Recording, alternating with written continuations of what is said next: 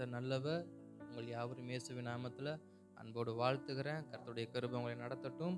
இந்த 8வது மாதத்திலும் முதல் தேதியில் காலை நேரத்தில் தேவசமத்தில் வந்திருக்கிற உங்களுக்கு இந்த மாதத்தில் அதிகமான கிருபை பெருகட்டும்னு சொல்லி இயேசுவின் நாமத்தில் அன்போடு வாழ்த்துகிறேன். இப்பொழுது கூட இந்த மாதத்திற்கான ஒரு வார்த்தையை, அதாவது நம்ம விசுவாசித்து நம்ம அறிக்கை பண்ண வேண்டிய வார்த்தையை நம்ம வாசித்து நம்ம தொடர்ந்த மாதத்தை மேற்கொள்ள கர்த்தர் நமக்கு உதவி செய்வாராக. நன்றாக தெரிந்த ஒரு வாக்கியமாக தான் இருக்கும். லூக்காவின் சுவிசேஷம் 18ஆம் அதிகாரத்தின் 27வது வசனத்தை வாசிக்கலாம். லூக்காவின் சுவிசேஷம் 18:27. அதற்கு அவர்,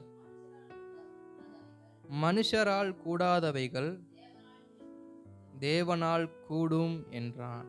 ஆமென். ஸ்தோத்திரம். ஜெபிக்கலாம். அன்பின் பரலோக பிதாவே, குமாரனாம் இயேசுவின் நாமத்தில் ஜெபிக்கிறோம். ஆசீர்வதிக்கப்பட்டதான இந்த மகிமை நிறைந்த காலை நேரத்தில் உம்முடைய வார்த்தையின்படியே கர்த்தர் எங்களை நடத்துவீராக. அது வார்த்தையின்படியே கர்த்தர் நடத்துவீராக. ஜனங்கள் உம்முடையவர்கள், அடியேன் உம்முடையவன். உம்முடைய ஜனத்திற்கும் அடியேனுக்கும் உம்முடைய வார்த்தை உண்டாகட்டும். சபைக்கு வார்த்தை உண்டாகட்டும். இயேசுவின் நாமத்தில் பிதாவே, ஆமென். மீண்டும் ஒரு விசை வாசிக்கலாமா? அதற்கு அவர் மனுஷரால் கூடாதவைகள் தேவனால் கூடும் என்றார். அப்ப இங்க லூக்காவின் சுவிசேஷம் 18வது அதிகாரத்தின் 27வது வசனத்துல ஆண்டவராகிய இயேசு கிறிஸ்து தம்முடைய சீஷர்கள் மத்தியில் இருக்கும் பொழுது ஒரு வார்த்தை அழகா சொல்றாரு. அதற்கு அவர், இயேசு சீஷர்களுக்கு சொல்ற வார்த்தை தான், மனுஷரால் கூடாதவைகள் தேவனால் கூடும். அப்ப இந்த மாதத்துல, இந்த 8வது மாதம் நம்ம விசுவாசிக்க வேண்டிய வார்த்தை என்னன்னா, தேவனால் எல்லாம் கூடும். அல்லேலூயா. தேவனால் கூடாத காரியம் ஒன்றுமே இல்லை என்ற ஒரு விசுவாசம் இந்த மாதத்தில் நமக்கு அதிகமாக உருவாக்கும்படியாக இந்த வார்த்தையை தேவன் நமக்கு கொடுக்கிறாரு. நேற்றைய தினத்தில் அதிகமாக ஜெபித்து கொண்டு இருக்கும் பொழுது இந்த வார்த்தை எனக்கு அழகா இந்த அதிகாரத்தையும் இந்த அதிகாரத்தை வாசிக்கும் அந்த வார்த்தையும் மறுபடியும் நிறுத்தி வாசிக்கும்படி கர்த்தர் உதவி செய்தார். அதன்படியே இந்த மாதத்துல நம்ம செய்ய வேண்டிய ஒரு காரியம், தேவனால் எல்லாம் கூடும். நம்ம நினைச்சிருக்கலாம், இது என்னால முடியாத காரியம், இதை எந்த மனுஷனாலையும் செய்ய முடியாத காரியம்னு சொல்லி சில விஷயங்கள் நம்முடைய இருதயத்துல இருந்து கொண்டே இருக்கும். அது எந்த காரியமா இருந்தாலும் சரி, இருந்து கொண்டே இருக்கும் சில விஷயம் இருதயத்துல. இன்றைக்கு நேற்று அல்ல, சில நாட்களாகவே, சில வருஷங்களாகவே, சில மாதங்களாகவே சில விஷயங்கள் இருதயத்துல அது பதிந்து கொண்டே இருக்கும். இது முடியவே முடியாது, இது என்னுடைய பலத்துக்கு மிஞ்சின காரியம், இதனுடைய திராணிக்கு மிஞ்சின காரியம்னு சொல்லி சில விஷயங்கள் இருந்து கொண்டே இருக்கும். ஆனா வார்த்தை இந்த புதிய மாதத்துல வருகிறது, இது மனுஷர்களாகிய நம்மளால் கூடாதவைகள் தான். இது நம்ம மனுஷங்களா இருக்கிறபடினால, நம்ம மனுஷங்களை தேடுகிறபடினால இது நம்முடைய வாழ்க்கையில நடக்கிறது கஷ்டம்தான். ஆனா அது நடக்கிறதுக்கு இன்னொரு பாசிபிள் இருக்கு. என்ன பாசிபிள் அப்படின்னா, தேவனால் கூடும். இது மனுஷங்களால இம்பாசிபிள் தான், ஆனா தேவனால் இது பாசிபிள் ஆகும். அப்ப மனுஷனால் கூடாதது தேவனால் கூடும். அப்ப இந்த அதிகாரத்துல நிறைய வார்த்தைகள் இருக்கிறது. பிரசங்கித்த எனக்கு நேரம் பத்தாது. ஆனாலும் சில வார்த்தைகளை மாத்திரம் நான் சுருக்கமா சொல்லிட்டு நான் தொடர்ந்து இந்த செய்தியை நான் முடிக்க விரும்புறேன். இந்த சங்கீதம் 18ல இந்த வார்த்தை, அதாவது இந்த 27வது வசனம் வருவதற்கு முன்பாக 4 விதமான சம்பவங்களை இயேசு தம்முடைய சீஷர்களுக்கு கற்றுக் கொடுப்பார். ஆண்டவராகிய இயேசு தம்முடைய சீஷர்களுக்கு கற்றுக் கொடுப்பார். முதல் வசனத்துல இருந்து 8வது வசனம் வரைக்கும் நம்ம பார்க்கும் பொழுது அவர் சொல்ற முதல் வார்த்தை, சோர்ந்து போகாமல் எப்பொழுதும் ஜெபம் பண்ண வேண்டும் என்பதை குறித்து அவர்களுக்கு ஒரு ஓமையை சொன்னார். அப்ப முதல் ஓமை அவர் என்ன சொல்லுகிறாரு, சோர்ந்து போகாமல் ஜெபிக்க வேண்டும். அப்ப தேவனால் சில விஷயங்கள் நம்முடைய வாழ்க்கையில கூட வேண்டும் என்றால் நாம் சோர்ந்து போகாமல் என்ன பண்ணணுமா, ஜெபிக்க வேண்டுமா. ஏதோ ஜெபித்தோம், நான் விட்டோம், தேவன் பார்த்து கொள்வார் அப்படிங்கிற ஜெபம் கிடையாது. சோர்ந்து போகாமல் என்ன பண்ணணுமா, ஜெபிக்கணுமா. அதற்கு உதாரணமாக தான் அந்த முதல் 8 வசனத்தை சொல்லப்படுகிறது. ஒரு நியாயாதிபதி இருக்கிறாரு, ஒரு தேசத்தினுடைய நியாயாதிபதி இருக்கிறாரு. அந்த நியாயாதிபதி எப்படிப்பட்டவர்னா, நீதி செய்ய மாட்டாரு, தேவனுக்கு பயப்படவும் மாட்டார், கடவுள் பயமும் கிடையாது, நீதியும் செய்ய மாட்டாரு. ஆனா அவர் தேசத்தினுடைய நியாயாதிபதியா இருக்கிறாரு. அந்த நியாயாதிபதி கிட்ட ஒரு பெண்மணி என்ன பண்றாங்க, இப்ப நியாயம் கேட்கும்படி போறாங்க. அந்த ராஜாவே சொல்றாரு, நானே ஒரு அநீதி உள்ள ராஜா, நான் தேவனுக்கு பயப்படாதவன், என்னையே போய் இந்த அம்மா என்ன பண்ணுது, தொந்தரவு பண்ணிக்கிட்டே இருக்குது.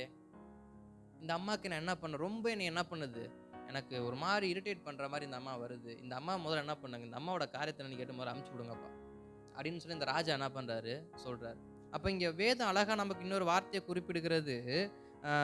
அந்தபடியே, அதாவது 7வது வசனத்துல, அந்தபடியே தேவன் தம்மை நோக்கி இரவும் பகலும் கூப்பிடுகிறவர்களாகிய தம்மால் தெரிந்து கொள்ளப்பட்டவர்களின் விஷயத்தில் நீடிய பொறுமை உள்ளவராய் இருந்து அவர்களுக்கு நியாயம் செய்யாமல் இருப்பாரோ?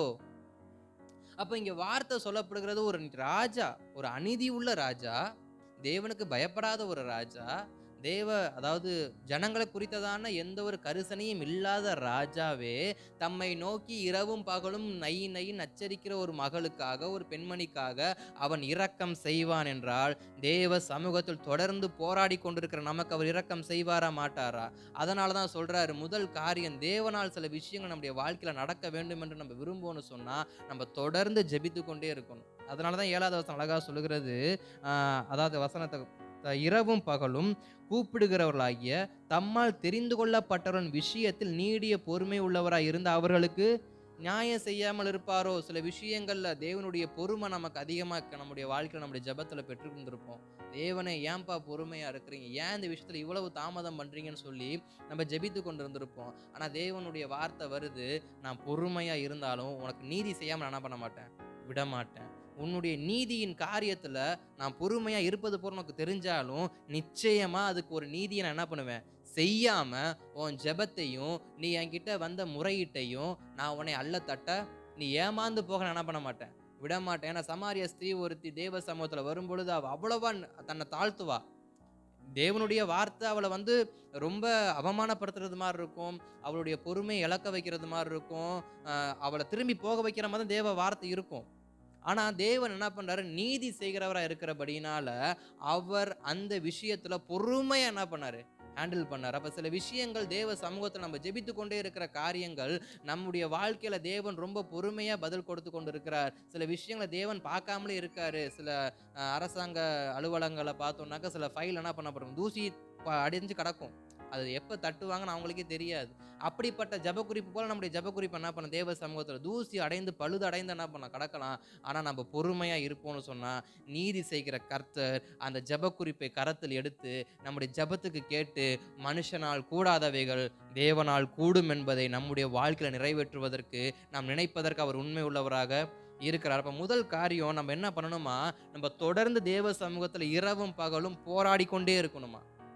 இந்த போராட்டம் எதுக்காமா, 8வது வசனம் அழகா சொல்லுகிறது, சீக்கிரத்திலே அவர்களுக்கு நியாயம் செய்வார் என்று உங்களுக்கு சொல்லுகிறேன். ஆகிலும் மனுஷகுமாரன் வரும்போது பூமியிலே விசுவாசத்தை காண்பாரு.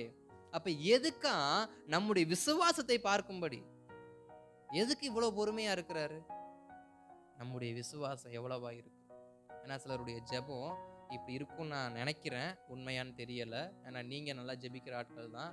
சிலருடைய ஜெபம் எப்படி இருக்குன்னா, ஜெபிச்சுட்டு விட்டுருவாங்க. எதுக்காக ஜெபிச்சாங்கன்னு ஜெப குறிப்பே தெரியாத அளவுக்கு சில பேர் இருக்கிறாங்க. அப்படிப்பட்ட ஜெப குறிப்புகளுக்கெல்லாம் அதான் வேதம் சொல்லுகிறது, இப்படி பண்ற ஜெபத்துக்கெல்லாம் என்ன பண்ண முடியாது, பதிலு கிடைக்காது. ஜெபமே என்ன, உன் விசுவாசத்தை பார்க்கறதுக்கு தான் ஜெபம் பண்ண வைக்கிறது. ஏன் தேவன் நம்முடைய காரியத்துல பொறுமையா இருக்கு, நம்முடைய விசுவாசத்தை காண்பிக்கும்படி. ஏதோ சரியா ஜெப குறிப்பு எழுதி கொடுத்துட்டாங்க, நம்ம பைபிள்ல வச்சுட்டோம், நமக்கு ஃபோன் பண்ணி சொல்லிட்டாங்கன்னு பேருக்கு கடமைக்கு ஒரு காரியத்துக்கு நம்ம ஜெபித்துட்டு எதுக்காக ஜெபித்தோன்னே தெரியாம நம்ம சில சமயத்துல இருப்போம்னு சொன்னா அந்த ஜெபத்துக்கு நிச்சயமா என்ன பண்ணாது, பதில் வராது. அந்த ஜெபத்துக்கு ஆவியில நிறைஞ்சு ஜெபிக்கிற ஜெபத்துக்கு நமக்கு சில சமயம் அதுக்கு தெரியாமே போகும். ஆனா நம்ம ஜெபக்குறிப்பு வாங்கி ஜெபிக்கிறோம் பார்த்தீங்களா, ஜெபக்குறிப்பை சொல்லி ஜெபிக்கிறோம் பார்த்தீங்களா, அந்த ஜெபக்குறிப்புல நம்ம ரொம்ப விசுவாசம் உள்ள என்ன பண்ணணும், இருக்கணும். அப்ப இந்த மாதத்துல நம்ம அதிகமா ஜெபிக்க போகிறோம். நம்முடைய சபைக்காக, நம்முடைய தேசத்துக்காக, நம்மை சுற்றி இருக்க ஜனங்களுக்காக நம்ம அதிகம் என்ன பண்ண போறோம், ஜெபிக்க போகிறோம். ஏதோ பாஸ்டர் ஜெபக்குறிப்பை கொடுத்துட்டாரு, நம்ம ஜெபிச்சுட்டு போவோம்னு இல்லாதபடிக்கு நம்ம ஜெபிக்கிற ஜெபக்குறிப்பை மனதில் வைத்து நம்ம விசுவாசிப்போம்னு சொன்னா தேவனால் எல்லாம் கூடும். அல்லேலூயா. தேவனால் எல்லாம் கூடும், கூடாத ஒன்று ஒண்ணுமே கிடையாது. அப்ப 2வது விஷயத்த 9வது வசனத்துல இருந்து அடுத்து 14 வசனம் வரைக்கும் இன்னொரு காரியத்தை ஆண்டவர் சொல்லுகிறார். இன்னொரு ஓமையை சொல்லுகிறாரு. அன்றியும் தங்களை நீதிமான் என்று நம்பி மற்றவர்களை அற்பமாய் எண்ணின சிலரை குறித்து அவர் ஒரு ஓமையை சொன்னார். இங்க 2வது ஓமையை சீசர்களுக்கு சொல்கிறார். என்ன ஓமைனா, ஆயக்காரனும் பரிசேயனும் ஜெபிக்கும்படி தேவ சமூகத்துக்கு நேராக போறாங்க. இதுல பரிசேயன் என்ன பண்றான், அவன் பாட்டுக்கு இருக்கிறான். ஆனா ஆயக்காரன் என்ன பண்ணான், அதாவது 11வது வசனத்துல, பரிசேயன் நின்று தேவனை நான் பரிகாரர், அநியாயக்காரர், விபச்சாரக்காரர் ஆகிய மற்ற மனுஷரை போலவும் இந்த ஆயக்காரனை போலவும் இராததால் உம்மை ஸ்தோத்திரிக்கிறேன். அப்ப இங்க வேதம் அழகா சொல்லுகிறது, 2 மனுஷங்க ஜெபம் பண்ணும்படி போறாங்க. ஆயக்காரனும் போறான், பரிசேயனும் போறான். ஆனா ஒருவன் தேவ சமூகத்துல தன்னை நீதிமானாக என்ன பண்றான்? காண்பித்துக் கொள்கிறான். அததான் வேதம் அழகா சொல்கிறது. மற்றவர்களை அற்பமாய் நினைக்கிற சிலர், அதாவது தங்களை நீதிமான் என்று நம்பி மற்றவர்களை அற்பமாய் எண்ணின சிலரை குறித்து ஒரு உவமையை சொல்லுகிறேன். அப்ப தேவ சமூகத்துல நம்ம ஜெபிக்க வரும்பொழுது நம்முடைய சிந்தை எப்படிப்பட்ட சிந்தையா இருக்கணுமா? ஜெபிக்க வரும்போதே குறிப்பு ஜெபிக்கிறத பத்தி சொன்னாரு. 2வது குறிப்பு எப்படி ஜெபிக்கணும்னு சொல்றாரு. நீதிமானாக நினைத்து நீ என்ன பண்ணாத, ஜெபிக்காத. அததான் எலியா ஒரு வார்த்தை சொன்னான். நான் ஒருவன் மாத்திரம் என்ன பண்றேன் இருக்கிறேன். அப்ப ஆண்டவர் ஒரு வார்த்தை சொன்னாரு. நீ ஒருத்தன் தான் இருக்கணும், என்ன பண்ணாத. 7000 பேர் என்ன பண்றான் இருக்கிறான். 7000 பேத்துல ஒருத்தனாவது உன்னை என்ன பண்ணிருக்கிறேன், தெரிஞ்சிருக்கிறேனே தவிர நீ ஒருத்தன் தான் என்ன பண்ணாத, நினைக்காதப்பா அப்படின்ற வார்த்தையை எலியாவுக்கு என்ன பண்ணார் சொல்லுவார். அதே போலதான் மோசையின் நாட்கள்ல யுத்தம் நடந்து கொண்டு இருக்கும் பொழுது மோசைக்கு ஆண்டவர் ஒரு வார்த்தை சொல்லுவாரு. நீ ஒரு படிவத்தை என்ன பண்ணு, எழுதி என்ன பண்ற அப்படின்னா யோசுவா காது கேட்க வாசி. எதுக்கு வாசிக்கணுமா? யோசுவாவால தான் இந்த வெற்றி நடந்துச்சுன்னு சொல்லி என்ன பண்ணக்கூடாது, யோசுவா நினைச்சிடக்கூடாது. யெகோவா நிசி, வெற்றி தரும் கர்த்தர் ஒருவர் இருக்கிறார் என்பதை அவன் என்ன பண்ணணும், புரிஞ்சு கொள்ளும்படி அவன் காது கேட்க வாசி. ஏன்னா எத்தனையோ பேர் பாளையத்தில் சண்டை போட்டாங்க. ஆனா வேத வார்த்தை அழகா தேவனுடைய வார்த்தை சொல்லுகிறது, யோசுவாவின் காது பட நீ என்ன பண்ணு, வாசி. அப்ப என்ன அர்த்தம்? யோசுவாவுக்குள்ள அந்த என்ன பண்ணிடக்கூடாது, நான் யுத்தம் பண்ணதுனாலதான் அவன் ஜெயிச்சான். அப்ப நமக்குள்ள என்ன வரக்கூடாது, நான் ஜெபித்ததுனாலதான் அவன் ரட்சிக்கப்பட்டான், நான் ஜெபித்ததுனாலதான் அந்த காரியம் நடந்துச்சு, நான் ஜெபித்ததுனாலதான் அவங்க மாறினாங்க, நான் ஜெபித்ததுனாலதான் இது சபைக்கு நடந்துச்சு. இந்த எண்ணம் யாருடைய எண்ணமா? தங்களை தாங்களே நீதிமானாக எண்ணிக்கொள்வருடைய எண்ணமா? தேவனுடைய வார்த்தை அழகா வருது. நீதிமானாக என்ன பண்ணாது, நினைக்காது. நீதிமானாக வாழ நம்ம முயற்சி பண்றது தப்பு கிடையாது. அப்படிதான் வேதம் நம்மளை வாழ சொல்லுகிறது. ஆனா நீதிமான் எண்ணி நீ என்ன பண்ணாத, உன் நடக்கைய நடக்காத. இன்னொரு மற்றவன் அல்ல தட்டாத. அவனுக்கு ஜெபிக்க தெரியுதோ ஜெபிக்க தெரியலையோ, அவன் ரட்சிக்கப்பட்டிருக்கானா ரட்சிக்கப்படலையோ, தேவனுக்கு உண்மையா இருக்கானா இல்லையோ, அவன் எந்த மனுஷனா கூட இருந்திருக்கும் தேவனுடைய பார்வையில. இளையகுமாரன் அப்பா வீட்டை விட்டு தூரமா போனவன் தான். ஆனா மூத்த குமாரன் எப்படிப்பட்டவனா இருந்தான்? இந்த ஆயக்காரனை போல. இவனை போலதான் அந்த மூத்த குமாரன் என்ன பண்ணலாம் இருக்கிறான். என்ன சொல்றான்? இவன் எல்லாத்தையும் செலவழிச்சவனாச்சு, இவன் அப்படி பண்ணவனாச்சு, இப்படி பண்ணவனாச்சு, இவனுக்கு போய் கொடுக்குறீங்களே. வேதம் சொல்லுகிறது, நீ என் கூடவே தான்டா இருந்த, என் கூடவே தானே இருக்கிற, உனக்கு தானே எல்லாமே இருக்கு, அப்புறம் ஏன்டா அவன்கிட்ட சண்டைக்கு போற? அப்ப நம்முடைய ஜெபத்துக்கு கர்த்தர் பதில் கொடுப்பார். நம்ம தேவ சமூகத்துல இருப்போம்னு சொன்னா எல்லாமே நம்ம கர்த்தர் கொடுப்பார். அதை விட்டுட்டு அடுத்தவர்களை நம்ம சொல்லி நம்ம நீதிமான்களா காண்பிப்பது நமக்கு பெருமை. ஜெபிக்கிறவங்களுக்கு அது அழகு கிடையாது. அப்பா கூடவே இருக்கிறவனுக்கு அது அழகு. மூத்த குமாரன் யாரு கூட இருந்தான்? அப்பா கூட தான் இருந்தான். ஆனா அவனுடைய லட்சணம் எப்படிப்பட்டதா இருக்கு? இருதயம் முழுக்க கேடு உள்ளதா இருக்கு. அதனாலதான் அப்பா சொல்றாரு, உன் புத்தி இப்படி இருக்கும்னு தெரிஞ்சா உன்னை என்ன பண்ணிருப்பேன், என்னைக்கும் உன்னை ஓரமா வச்சிருந்திருப்பேன். நீ நல்லவன் நம்பிதானே நானும் பொறுமையா இருந்தேன். இவ்வளவு கேடு உன் இருதயத்துல இருக்கும்னு தெரிஞ்சிருந்தா அப்பா அப்படின்னு சொல்லி அவர் என்ன பண்றாரு, சொல்லாம சொல்றாரு. சொல்லியிருப்பாரு, வேதம் நமக்கு குறிப்பிடல, இருக்கட்டும். அப்ப நம்முடைய ஜெபிக்கிற நாம எப்படிப்பட்டவங்களா இருக்கணுமா? நீதிமான்களாக இருக்கிறோம் நினைச்சு என்ன பண்ணக்கூடாது, ஜெபிக்க கூடாது. நீதிமானாக இருக்கணும். ஆனா மற்றவங்களை அற்பமா நினைக்கிற நீதிமான் என்ன பண்ணக்கூடாது, இருக்கக்கூடாது. தம்மை நோக்கி தேவ சமூகத்தை நோக்கி வரவங்களை மேலையும் கிளையும் பார்க்குற நீதிமான் என்ன பண்ணக்கூடாது, இருக்கக்கூடாது. அப்படிப்பட்ட நீதிமானா இருந்தா தேவனுடைய வார்த்தை அழகா சொல்லுகிறது. ஆயக்காரன் தூரத்தில் நின்று தன் கண்களை வானத்துக்கு ஏறெடுக்க துணியாமல் தன் மார்பிலை அடித்து கொண்டு, தேவனே பாவியாகி என்மேல் கிருபையாய் இறங்கும் என்றார். அவனல்ல, இவனே நீதிமான் எனப்பட்டவன் தன் வீட்டுக்கு திரும்பி போனான் என்று உங்களுக்கு சொல்லுகிறேன். அப்ப வேதம் யார சொல்லுகிறது? எவர்கள் தேவ சமூகத்தில் தங்களை தாழ்த்தி ஒப்பு கொடுத்து ஜெபிக்கிறார்களோ அவர்களை நீதிமானாக பாவிக்கிறது. அவர்களுக்கு தேவனால் கூடாத காரியம் ஒன்றுமே இருக்காது. நம்ம தாழ்த்தணும். தேவ சமூகத்துல நம்மளை எவ்வளவா தாழ்த்துறோமோ அவ்வளவா கர்த்தர் நம்முடைய வாழ்க்கையில கூடாத காரியம் என்று ஒன்றையும் என்ன பண்ண மாட்டார், வைக்க மாட்டார். ஆண்டவரே நான் ஜெபிக்கிறேன், எனக்கு ஏன் செய்ய மாட்டீங்கன்னு கேட்டா நீ போப்பா அப்படின்றுவார். எனக்கு செய்யுங்கப்பான்னு கேட்டோம்னாக்க கிருபையை கொடுத்து என்னாலே உனக்கு எல்லாமே என்ன பண்ணும், கூடும். நீ போ, நீ உன் வீட்டுக்கு நீதிமானா என்ன பண்ணும் போ. அப்ப இந்த மாதத்தை நம்ம ஜெபிக்க போறது எப்படி ஜெபிக்கணுமா? ஆண்டவரே ஏன் செய்ய மாட்டீங்கன்னு சண்டை கிடையாது, செய்யுங்கப்பா. தாழ்த்தணும். நம்மள எவ்வளவா நம்மள தாழ்த்துறோமோ, நம்ம சொல்லலாம் அப்பா கிட்ட நான் உரிமையா கேட்கிறேன். அந்த உரிமையெல்லாம் வேற காரியத்துல வரணும். அந்த உரிமையெல்லாம் மற்ற காரியத்துல வரட்டும், தப்பு கிடையாது. தேவ சமூகத்துல இருக்கும் பொழுது சில விஷயங்களை தான் உரிமையா கேட்கணும், சில விஷயங்களை தாழ்மையோட தான் கேட்கணும். அதனாலதான் சொல்றாரு, 2 பேர் வந்தாங்க, அவன் அல்ல இவனே நீதிமான். அப்ப 2வது விஷயம், தேவ சமூகத்துல நமக்கு எல்லாமே நடக்கணும் அப்படின்னா, தேவனால் எல்லாமே கூடணும் அப்படின்னா, நாம தாழ்மை உள்ளவங்களை என்ன பண்ணணும், இருக்கணும். ஸ்தோத்திரம். 3வது காரியத்தை நான் சுருக்கமா சொல்றேன். 15வது வசனத்துல இருந்து 17வது வசனம் வரைக்கும் அங்க ஒரு சம்பவத்தை சொல்லியிருக்கும். அங்க ஒரு சம்பவமா இருக்காது, ஒரு ஒரு ஒரு காரியம் நடந்திருக்கும். என்னன்னா, சிறு பிள்ளைகள் தேவ சமூகத்துக்கு நோக்கி வந்திருப்பாங்க. சிறு பிள்ளைகள் தேவனை, அதாவது தேவன் சிறு பிள்ளைகள் தொடும்படி சிறு பிள்ளைகள் வந்திருப்பாங்க. சீஷர்களை தடுத்திருப்பாங்க. அப்ப தேவன் சொல்லுவாரு, எதையும் என்ன பண்ணாத, தடுக்காத, என்கிட்ட வரட்டும். எதையும் என்ன பண்ணாத, தடுக்காத. அதான் 17 வாசிங்களேன். எவனாகிலும் சிறு பிள்ளையைப் போல தேவனுடைய ராஜ்யத்தில் ஏற்றுக்கொள்ளப்பட்டால் அதில் பிரவேசிக்க மாட்டான் என்று மெய்யாகவே உங்களுக்கு சொல்கிறேன் 16 என்றார். வாசிங்க. இயேசுவோ ம், அவர்களை கொண்டு வரும்படி கட்டளையிட்டு, கொண்டு வரும்படி கட்டளையிட்டு, சிறு பிள்ளைகள் என்னிடத்தில் வருகிறதற்கு இடம் கொடுங்கள், ம், அவர்களை தடை பண்ணாதிருங்கள், அவைகளை தடை பண்ணாதிருங்கள். தேவனுடைய ராஜ்யம் அப்படிப்பட்டவர்களுடையது. ஸ்தோத்திரம். இங்க 3வது ஒரு காரியம், தேவ சமூகம் எதையுமே நம்ம என்ன பண்ணக்கூடாது, தடை பண்ணக்கூடாது. இது வேண்டாம், இது வேண்டாம், ஒதுக்குறதுக்கு நம்ம. ஏன்னா நினிவே பட்டணம் ரட்சிக்கவே படக்கூடாதுன்னு ஒருத்தன் என்ன பண்ணான், ஓடிக்கிட்டே இருந்தான். இவன் ரட்சிக்கப்பட்டு என்ன பண்ண போறான், வார்த்தை அதான், இவன் ரட்சிக்கப்பட்டு என்ன பண்ண போறான், வேண்டாம், நான் இப்போ வேற இடத்துக்கு போறேன் அப்படின்ட்டு தான் அவன் என்ன பண்ணாரு, போனாரு. வார்த்தையை சொல்லிட்டும் செடிக்கு, ஆமணக்கு செடிக்கல உட்காந்து என்னதான் பண்ணாரு, இது எப்படா அழிஞ்சு போகும். அப்ப நம்முடைய பார்வை எப்படிப்பட்டதா இருக்கணுமா, தடை பண்ணுகிறவங்க நம்ம என்ன பண்ணக்கூடாது, ஒருபோதும் தேவ சமூகத்துல காணப்பட கூடாது. எதையும் தடை பண்ணக்கூடாது தேவ சமூகத்துல. தேவன் கொடுக்கிறாரா, வாங்கிக்கணும். அதை விட்டுட்டு அவனுக்கு ஏன் கொடுத்தீங்க, எனக்கு ஏன் கொடுக்கல, நம்ம தடை பண்ணுறவளா இருந்தோம்னாக்க, நீ இந்த குறிப்புக்காக என்ன பண்ணாத, ஜெபிக்க வேண்டாம். ஏன்னா சிறு பிள்ளைங்களை என்ன பண்றாங்க, தடுக்கிறாங்க, இது இந்த குறிப்பே வேண்டாம். அப்ப சில ஜெப குறிப்பை நம்முடைய மாமிசமே சொல்லும், இதுக்கு ஜெபிச்சு என்ன பண்ண போ, விடு பார்த்துக்கலாம். டெய்லி ஜெபம் பண்ணிட்டு இருக்கிற, நடந்துச்சா, இல்ல இப்ப மட்டும் எதுக்கு போய் திரும்ப விட்டு தள்ளு, நடக்கிறத பார்த்துக்கலாம். இப்படி மாமிசம் என்ன பண்ணும், தடுக்கும். தேவன் சொல்றாரு, தடுக்காது. ஆவி உற்சாகம் உள்ளது, மாமிசம் பலவீனம் உள்ள மாமிசம் உன் ஜெப குறிப்பை தடுக்க தான் செய்யும். பலவீனமான சில மனுஷங்க நம்முடைய ஜெபத்தை தடுக்க தான் செய்வாங்க. சில ஜெப குறிப்பை நம்ம ஓயாம சொல்லும் பொழுது, வேற வேலை இல்லை, வேற ஜெப குறிப்பு உனக்கு தெரியாது போல, சும்மா அதே சொல்லதான் செய்வாங்க. ஆனா வேதம் சொல்லுகிறது, தடுக்காத. இப்படிப்பட்ட ஜெப குறிப்புக்கெல்லாம் ரட்சிப்பு என்ன பண்ணணும், வேணும்.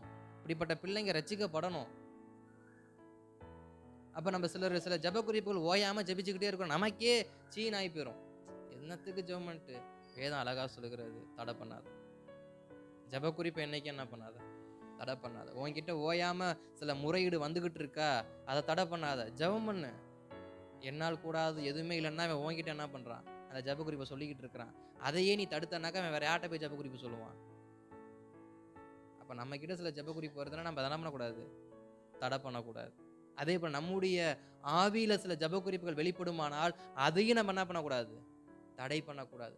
அப்ப நமக்கு சில காரியங்கள் கூடுமானால் தேவ ஆவியால் அருளப்படுகிறதான சில வார்த்தைகளை, சில வசனங்களை, சில ஜெப குறிப்புகளை நம்ம தடை பண்ணாமல் தேவ சமூகத்துல கொண்டு போய் வைப்போம்னு சொன்னா தேவனால் எல்லாம் கூடும். அல்லேலூயா. அதே போல வார்த்தை சொல்லுகிற, சிறு பிள்ளையை போல என்ன பண்ணு, மாறு. சிறு பிள்ளையை போல மாறு. நம்ம இன்னும் என்ன பண்ணணும், வேதம் சொல்லுது, நீ குழந்தைய போல இல்லாம புருஷனை என்ன பண்ணு, மாறுன்னு வேதம் சொல்லுது. ஆனா இங்க அதே வேதம் தான் சொல்லுது, நீ புருஷனா இருந்தாலும் உன் குணம் எப்படிப்பட்டதா இருக்கணும், ஜெப நேரத்துல உன் குணம் எப்படிப்பட்டதா இருக்கணும், மற்றவர்களுக்கு முன்பாக உன் குணம் எப்படிப்பட்டதா இருக்கணும், ரட்சிக்கப்படாத அபிவிசுவாசம் உன் குணம் எப்படிப்பட்டதா இருக்கணும். அங்க நீ புருஷனை போல என்ன பண்ணாத, காண்பிக்கும். ஆவிக்குரிய வாழ்க்கையில புருஷனாரு, ஆனா மற்ற ஜனங்களுக்கு முன்பாக ஜெப நேரத்துல தேவ சமூகத்துல குழந்தையா மாறிடு. அப்ப நம்ம நிறைய நேரத்துல ஜெப நேரத்துல எப்படிப்பட்டவங்களா தான் இருக்கிறோம், கடப்பாறை மூணு புருஷர்களை போலதான் என்ன பண்றோம், உட்கார்ந்து இருக்கிறோம். வேதம் அதை விரும்பல. அதை என்ன சொல்லுது, குழந்தைய மாறு. குழந்தை தவளும் அது பாட்டுக்கு, இடம் பொருள் ஏவல் பார்க்காது, குழந்தை பாட்டு தவழ்ந்துகிட்டு இருக்கோம், என்னத்தையும் ஒன்று பண்ணிட்டு இருக்கோம். இப்போ தேவ சமூகத்துல நீ விட்டு கொடுத்துரு, எதையாவது ஒன்று பண்ணிக்கிட்டே இரு, தேவனால் எல்லாம் கூடும். இன்னும் கடைசி ஒரே ஒரு வார்த்தை மாத்திரம்தான், அவன் முடிஞ்சிருச்சு. அடுத்து 18வது வசனத்துல இருந்து 27வது வசனம் வரைக்கும் இன்னொரு ஓமையை சொல்றாரு. என்ன ஓமையை சொல்றாரு? ஒரு பெரிய ஐஸ்வர்யவான் வரான். ஒரு பெரிய ஐஸ்வர்யவான் வரான். அந்த ஐஸ்வர்யவான் சொல்றான், இந்த நல்ல போதுரே நான் என்ன பண்ணணும்னு கேட்குறப்ப அவரு சொல்றாரு, எப்பா நான் நல்லவன் கிடையாது, பிதா ஒருவரே நல்லவர், சரி நீ வந்த விஷயத்த சொல்லு அப்படின்னு ஆரம்பிக்கிறப்ப அவன் சொல்றான், நான் இதை பண்ணல, அதை விபச்சாரம் பண்ணல, வேசித்தனம் பண்ணல, களவு செய்யலை, பொய் சொல்லலை, நான் இதெல்லாம் ரொம்ப நல்லவனா இருக்கேன், உத்தமனா இருக்கேன்னு சொல்லிட்டு அவன் லிஸ்ட் அடிக்கிட்டே போறான். அடிக்கிட்டே போகிறப்ப இயேசு சொல்றாரு, எப்பா நீ இதெல்லாம் செஞ்சுக்கிட்டு தான் இருக்கியா? ஆமா செஞ்சுக்கிட்டு தான் இருக்கேன். சரி நீ என்ன பண்ணு, இருக்கிறத பூரா வித்துட்டு வா, இருக்கிறத பூரா வித்துட்டு வா, எல்லாத்தையும் வித்து என்ன தரித்திரம் இருக்கு கொடுத்துட்டு நீ வா. வேதம் சொல்றது மிகுந்த ஐஸ்வர்யம் இருந்த அப்படின்னாலும் துக்கத்தோட என்ன பண்ணிட்டான், திரும்பி போயிட்டான். அப்பதான் இயேசு ஒரு வார்த்தையை சொல்றாரு, ஐஸ்வர்யவான் ரட்சிக்கப்படுறது இவ்வளவு அரிதா, ஊசியின் காதுல ஒட்டகமானும் பேரும் போல இருக்கு, ஐஸ்வர்யவான் பரலோக ராஜ்யத்துக்குள்ள என்ன பண்ண மாட்டான், பிரவேசிக்க மாட்டானேன்னு சொல்றப்பதான் சீசர்கள் சொல்றாங்க, அப்ப என்னதான் நடக்கும்? அடுத்த வார்த்தை, தேவனால் மனுஷரால் கூடாதது தேவனால் கூடும். அப்ப எந்த மனுஷன் ரட்சிக்கப்பட மாட்டானோ அந்த மனுஷனை ரட்சிக்கிற நடத்த தேவனால் கூடும். தேவனை விட்டு திரும்பியே அவன் போனாலும் சரி, தேவனை விட்டு திரும்பி போனாலும் சரி. இது எதை குறிக்குதுன்னா, பின்மாற்றத்துக்கு நேரம் யார் யார் போனாங்களோ தேவ சமூகத்தில் ஒப்பு கொடுத்து ஜெபம் பண்ணுங்க, தேவனால் கூடும். சிலருடைய பின்மாற்றங்கள் எப்படிப்பட்டதா இருக்கு, அவ்வளவுதான் அவன் திரும்பி வரமாட்டான். நம்ம நினைக்கிறோம், தேவன் நினைக்கிற அவன் வருவான். சகையுவை நினைச்சாங்க, அவ்வளவுதான் அவன் முடிஞ்சிச்சு, அவன் ரொம்ப வரி வசூலிக்கிறவனா இருக்கிறான், அவன் 100க்கு அதிபதியா இருக்கிறான், பெரிய ஐஸ்வர்யவான் தான். எப்படி ரட்சிக்கப்பட்டான்? வசனம் சொல்லுது, ஐஸ்வர்யவான் என்ன பண்ண மாட்டான், ரட்சிக்கப்பட மாட்டான். ஊசியின் காதல ஒட்டகமே போனாலும் இவன் என்ன பண்ண மாட்டாங்க. ஆனா சகை எப்படி ரட்சிக்கப்பட்டான்? அவனும் ஐஸ்வர்யவான் தானே, 100க்கு அதிபதி தானே, ஆயக்காரர்களுக்கு அப்படிப்பட்ட ஒரு நபர் தானே சகையு. எப்படி ரட்சிக்கப்பட்டாரு? தேவனால் கூடாது ஒண்ணுமே. தேவன் ஒருவனை சந்திக்க நினைச்சிட்டாருன்னா அவன் காட்டத்தி மரத்துல ஏறி உக்காந்து இருந்தாலும் அவனை இறக்கி விட்டு அவன் என்ன பண்ணுவாரு, வீட்டுக்கு ரட்சிப்பு கொண்டு வர அவர் உண்மை உள்ளவரா இருக்காரு. இன்றைக்கு உங்க கண்களுக்கு முன்பாக அநேகர் ஏறி உக்காந்துருக்கலாம், ரொம்ப உயரத்துல உக்காந்துருக்கலாம், இவனெல்லாம் கர்த்தர் தொடமாட்டீங்களான்னு சிலர் கேட்டிருப்பீங்க. உங்களுக்குன்னே வார்த்தை வருது, எவ்வளவு வசரத்துல உட்காந்துருந்தாலும் கர்த்தர் இறங்க வச்சு ரட்சிப்பை கொடுத்து, அவனுக்கு மாத்திரமல்ல அவன் வீட்டுக்கு ரட்சிப்பை கொடுத்து, அவன் அநித்தியமான வாங்கின எல்லாத்தையும் திரும்ப கொடுக்க வச்சு, தரித்திரருக்கு கொடுக்க வச்சு, தேவ ராஜ்யத்திற்காக அவனை வாழ வைப்பாரே தவிர அவனை வெறுமையா கர்த்தர் விடவே மாட்டார். அதனால ஐஸ்வர்யவானுக்காக ஜெபம் பண்ணக்கூடாதுன்னு கிடையாது, ஜெபம் பண்ணுங்க. வேலை செய்யற இடத்துல, உங்க பக்கத்துல, உங்க அருகாமையில, ஐயோ ரொம்ப உயரமா இருக்கானே, நான் சில சமயத்துல ஜெபம் பண்ணுவேன். கடந்த நாட்கள்லாம் ஜெபம் பண்ணேன். ஒரு சில பகுதிக்கெல்லாம் போனப்பெல்லாம் ரொம்ப பிரம்மாண்டமான வீடுகள்லாம் நான் பார்த்தப்ப நான் ஜெபம் பண்ணேன், எப்ப இந்த வீட்டுகள்லாம் ரட்சிக்கப்பட்டு இந்த காரெல்லாம் சபை வாசல் வந்து என்ன பண்ணட்டும், நிக்கட்டும்னு ஜெபம் பண்ணேன். அப்ப நம்ம ஒப்பு கொடுத்து ஜெபம் பண்ணுவோம். தேவனால் கூடாத காரியம் என்ன இருக்கு? இப்ப நம்ம தான் நினைக்கிறோம் பெரிய பெரிய முதலாளிகள்லாம் ரட்சிக்கப்பட மாட்டாங்க, பெரிய பெரிய ஆட்கள் ரட்சிக்கப்பட மாட்டாங்க. தேவனால் கூடாது ஒண்ணும் இல்லப்பா, நீ என் சமூகத்துல வந்து என்ன பண்ணிடு, விட்டுரு, நீதியை நான் பார்த்துக்கிறேன். அப்ப நம்ம ஜெபிக்க வேண்டிய ஜெப குறிப்பு என்னன்னா, இப்படிப்பட்ட மனுஷங்கள் தேவனை சந்திக்க அவங்க என்ன பண்ணணும், அவங்களுடைய இருதயத்துல ஒரு எண்ணம் தோன்றணும். இதுக்காக நம்ம ஜெபம் பண்ணா போதும், அந்த எண்ணம் வந்து தேவன் போய் சந்திச்சிருவார். சகையுக்குள்ள ஒரு எண்ணம் வந்து இயேசு வராருன்னு கேள்விப்பட்டான், எட்டி பார்த்தான், குள்ளமரத்துல பார்க்க முடியல, காட்டுத்தீ மரத்துல ஏறினா, அவன் ஏறின எண்ணத்தை இயேசுநாதர் பார்த்துட்டார். இயேசுநாதர் பார்த்ததுனாலதான் நேரம் அந்த எத்தனையோ மரம் இருந்துச்சு, அந்த வெள்ளை காட்டுத்தீ மரங்கள் வேற 2-3 கூட இருந்திருக்கலாம், வேற மரங்கள் இருந்திருக்கலாம், சகையு இருக்கிற மரத்துல தான் போய் நின்னாரு, வானத்தை பார்த்தாரு, இறங்கி வா அப்படின்னாரு, இறங்கி வந்தார், ரட்சிப்பை கொடுத்தாரு. இன்றைக்கு அநேக இதுல ஏறி உட்காந்துருக்கட்டுமே, யாரு வேண்டான்னு. நம்ம பண்ண வேண்டியது ஜெபம் மட்டும்தான். ஒரு ஐஸ்வர்யவான் ரட்சிக்கப்படணும் அப்படின்னா தேவனால் கூடாதது ஒண்ணுமே கிடையாது. நான் இன்னொரு வார்த்தையை சேர்த்து சொல்றேனே, தேவனை விட்டு பின்மாற்றமாகி போனவனையே தேவன் ரட்சிக்க உண்மை உள்ளவரா இருக்காருன்னா, தேவ சமூகத்தில் விழுந்து கிடக்கிற நமக்கு அவர் நன்மை செய்வாரா மாட்டாரா? பின்வாங்கி போனவனையே திரும்ப கொண்டு வந்து நிறுத்த அவருக்கு வல்லமை இருக்குமானால், அவர் கிருபை உள்ளவரா இருக்கிறாரானால், அவர் பொறுமை உள்ளவரா இருக்கிறாரானால், நாம சமூகத்திலே விழுந்து கிடக்கிற நமக்கு அவர் செய்வாரா மாட்டாரா? அவர் அநீதி உள்ள தேவன் அல்லவே. அப்ப ஸ்தோத்திரம். இந்த 8வது மாதத்துல கர்த்தருடைய வார்த்தை நமக்கு வருகிறது, மனுஷனால் கூடாததுதான்.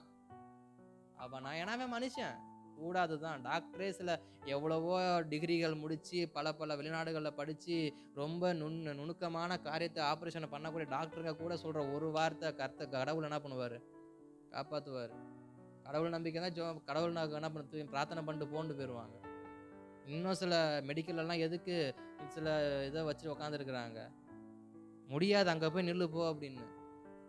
ஆனால் வேதம் சொல்லுது, விக்கிரகத்துல போய் என்ன பண்ணாது, நிற்காத. ஜீவனை கொடுக்கிற ஜீவனுள்ள தேவன் நான் ஒருவர் இருக்கிறேன். அவரால் கூடாதது எதுவுமே கிடையாது, எதுவுமே கிடையாது. நம்ம ஜெபிக்கலாம தேவ சமூகத்தில்.